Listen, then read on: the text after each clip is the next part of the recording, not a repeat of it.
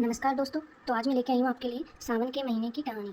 सावन का महीना हिंदू पंचांग के अनुसार वर्ष का 5वां महीना होता है और यह वर्षा ऋतु का प्रमुख समय होता है। सावन का महीना भगवान शिव को समर्पित माना जाता है। इससे जुड़ी कई कथाएं, परंपराएं और मान्यताएं हैं। यहाँ हम आपको सावन से जुड़ी एक प्रसिद्ध धार्मिक कहानी सुनाते हैं, सावन और समुद्र मंथन की कथा।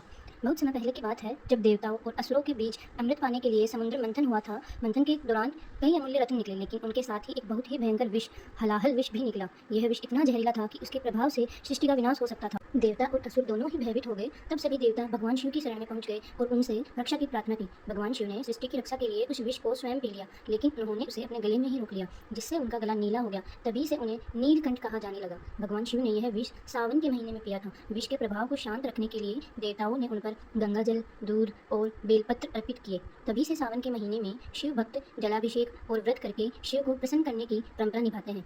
तो दोस्तों, मैं आपको बताने जा रही हूँ सावन का क्या महत्व है। सावन में हरियाली छा जाती है, खेत लहला उठते हैं और वातावरण सुगंधित हो जाता है। श्रृंगार और त्योहार, महिलाएं हरी चूड़ियाँ, मेहंदी, झूले और गीतों में इस मौसम का स्वागत करती है। सोमवार के दिन विशेष व्रत रखे जाते हैं, जिसे श्रावण सोमवार व्रत कहा जाता है। शिव भक्त दूर दूर से गंगा जल लाकर भगवान शिव को जल अभिषेक करते हैं।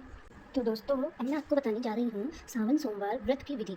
यह व्रत भगवान शिव को प्रसन्न करने के लिए किया जाता है। माना जाता है कि सावन के सोमवार को विधि पूर्वक व्रत रखने और पूजा करने से विवाह, संतान, स्वास्थ्य और धन से जुड़ी मनोकामनाएं पूरी होती है।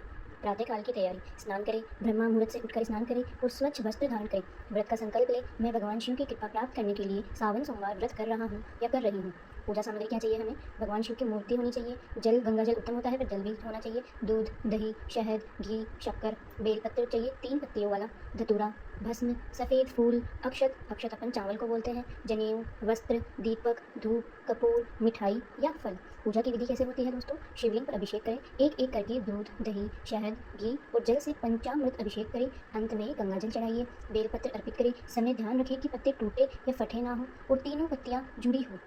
ओम नमः शिवाय मंत्र का कम से कम 108 बार जाप करें। आरती कैसे करें दोस्तों? भगवान शिव की आरती करें, चाहे तो जय शिव ओंकारा या जय शिव आरती गा सकते हैं। प्रसाद वितरण क्या होता है? पूजा के बाद प्रसाद बांटें। व्रती समय भी फलाहार या व्रत का भोजन करें। रात्रि में शिव कथा सुने। सावन सोमवार व्रत की कथा पढ़ना या सुनना अत्यंत पुण्यदायक माना जाता है। व्रत का आहार क्या है? व्रत में नमक रहित या सेंधा नमक वाला भोजन लें। साबूदाना, फल, दूध, दही, मूंगफली आदि का सेवन किया जाता है। अन्न, मसाले और तामसिक भोजन से परहेज करें।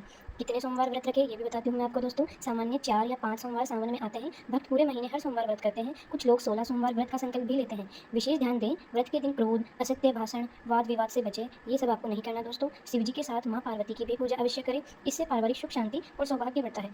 तो दोस्तों, सभी बोलिए हर हर महादेव।